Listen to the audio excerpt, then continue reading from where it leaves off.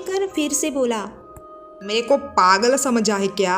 मेरे को एक फेस दिखाई दिया था और उसकी आंखें हरे रंग की थी और वो चमक रही थी।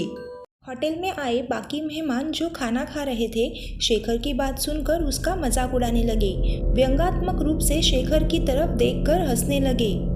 होटल का स्टाफ शेखर की बात सुनकर ऐसे उसे देख रहा था जैसे कि शेखर उनके लिए एक सरदर्द हो। होटल का स्टाफ बड़ा था।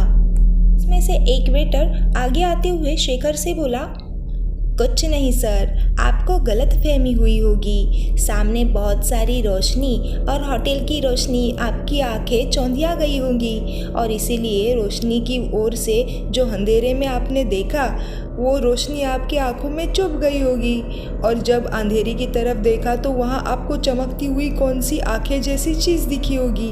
बाकी कुछ नहीं होगा सर, और आप उसे हरी आंखें समझ बैठे। वेटर की इस बात पर हेक्टर बीच में ही बोला, तू क्या उसको पागल समझ रहा है या पागल बना रहा है? वो कितना डर गया है, वो क्या बिना बात के ही खाली पीली डरेगा? वेटर की बात सुनकर शेखर का गुस्सा सातवें आसमान पर था।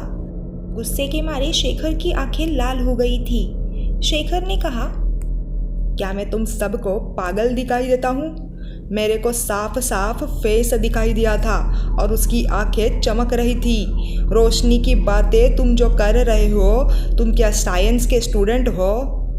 उस वेटर ने हाँ में अपना सिर हिलाया। उस पर शेखर ने कहा, इसीलिए इतना ज्ञान बांट रहे हो। मैं भी साइंस में ग्रेजुएट हूँ, इस बात को मैं भी समझता हूँ, पर मैंने जो देखा उससे मैं इनकार नहीं कर सकता। ठीक है, आप सब मुझे पागल साबित करने पर तुले हो। छोड़ो, अब मुझे खाना ही नहीं खाना। तुम सब अपना खाना एंजॉय करो। इतना कहकर शेखर तमतमाकर वहां से चला गया। शिवा और कार्तिक उसके पीछे पीछे उसे पुकारते हुए भागने लगे। वो गुस्से से होटल के बाहर आया। होटल में बैठे बाकी गेस्ट को भी बुरा लगा, पर लोगों की फितरत ही होती है भूल जाना। थोड़ी हमदर्दी दिखाकर लोग फिर से अपना खाना खाने में व्यस्त हो गए। ज्योतिका ओमकार का ग्रुप भी खाना खाने में व्यस्त हो गया। यहाँ बाहर शेखर गुस्से से अपने दिमाग को शांत करने के लिए एक जगह पर आया था। होटल के आसपास बड़ी ही सुंदर जगह थी और जंगल का एरिया था। कुछ दूर जाकर शेखर एक पत्थर पर बैठ गया।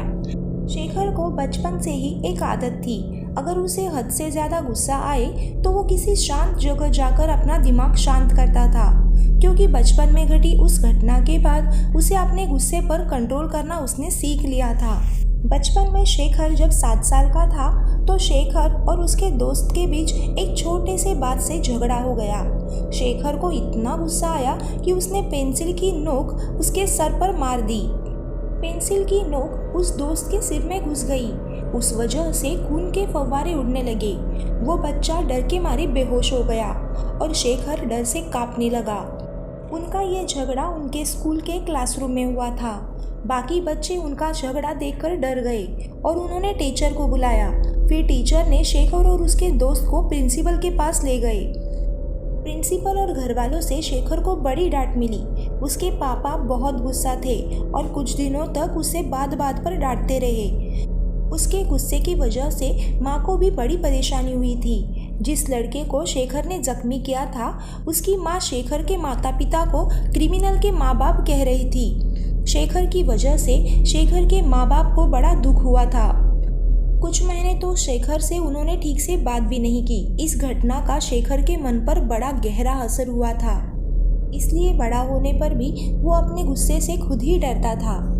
इसलिए गुस्सा आने पर वो किसी शांत जगह जाकर अपना गुस्सा शांत करता था। थोड़ी देर बाद कार्तिक और शिवा दौड़कर शेखर के पास आए। वो शेखर को समझाने लगे और खाना खाने के लिए बुलाने लगे, पर शेखर उनसे नहीं मन पाया।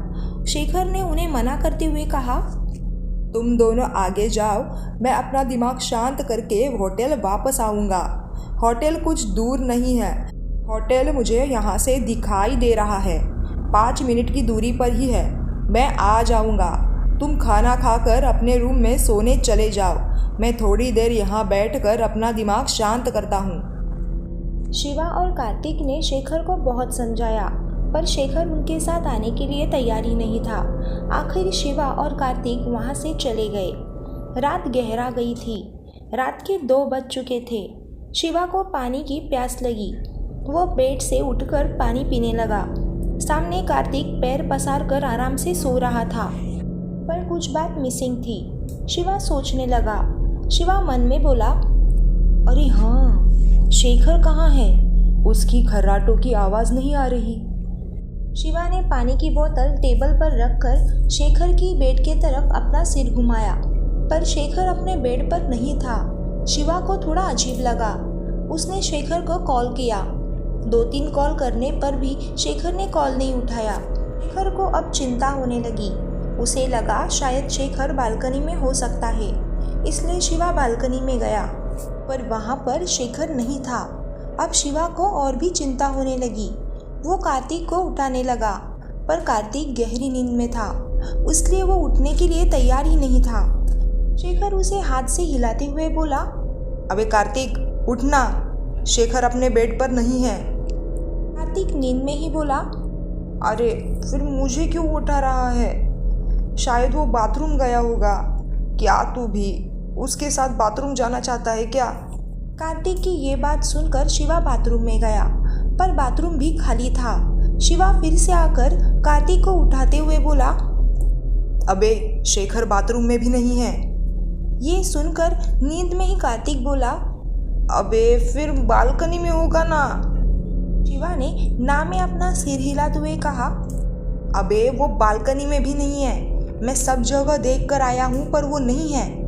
शेखर करवट बदल कर सोने लगा। शिवा को अब गुस्सा आ गया। उसने कार्तिक को एक लात मारते हुए कहा, अबे साले, यहाँ मैं परेशान हूँ कि शेखर अभी तक नहीं आया और तू मज़े से सो रहा है। उठता है या और एक लात मारूँ? शिवा की पहली लात ही इतनी ज़बरदस्त कार्तिक को पड़ी थी कि कार्तिक बेड की दूसरी तरफ सरक गया। शिवा की बातें सुनकर कार्तिक हड़बड़ा कर उठ बैठा। कार्तिक शरीर से स्वस्थ था, पर वो शिवा के मुकाबले लाइट वेट था। शिवा एक हट्टा कट्टा तगड़ा लड़का था। उसी के साथ साथ वो जिम भी जाता था, इसलिए शिवा की लात कार्तिक को जोर से लगी थी। कार्तिक उठते हुए बोला, अबे कुत्ते, कितने जोर से मारा मुझे। शेखर नीचे सिगरेट फूंक रहा होगा और तू मेरी नींद हराम करने पर तुला है। अयो मेरी कमर, जाकर नीचे देखना, शेखर कहाँ सिगरेट फूंक रहा है और मेरे को परेशान कर रहा है। सोने दे मुझे। इतना कहकर कार्तिक फिर से सोने लगा। शिवा ने उसकी गर्दन पकड़कर फिर से उसको बेड पर बिठाते हुए कहा, अगर तू शेखर को मेरे साथ ढूंढने नहीं आया तो मैं तुझे और एक लात मारूंगा और फिर अकेला शेखर को ढूंढने जाऊंगा। अगर तुझे यहाँ सोना है ना तो पहले मेरी लात खानी पड़ेगी। कार्तिक उसकी बातें सुनकर परेशान हो गया। कार्तिक बोला, अरे मुझे क्यों परेशान करने पर तुले हो? शिवा अब नरम लहजे से बोला, अरे तू समझता क्यों नहीं? मुझे चिंता हो रही है। कहीं शेखर अभी भी उस जगह पर बैठा होगा तो? हम लोग तो खाना खाकर ऊपर सोने आ गए थे, पर तूने क्या शेखर को रूम में आते हुए या सोते हुए देखा था? नहीं ना? तो शायद शेखर अभी भी वहीं बैठा होगा। चल, वो हमारा दोस्त है, उसे ढूंढना हमारी जिम्मेदारी है। हम तीनों घर से साथ में निकले थे, इसलिए एक दूसरे की जिम्मेदारी हम पर है। चल अभी, सोने का बाद में देखते हैं, कल घूमने नहीं जाएंगे। तू दिन भर सोते रहना, पर अब चल मेरे साथ, शेखर को ढूंढना बहुत ज़रूरी है। उसकी बातें सुनकर कार्तिक भी उठकर खड़ा हो गया और उसके साथ चलने के लिए तैयार हो गया। अब दोनों होटल से बाहर निकले।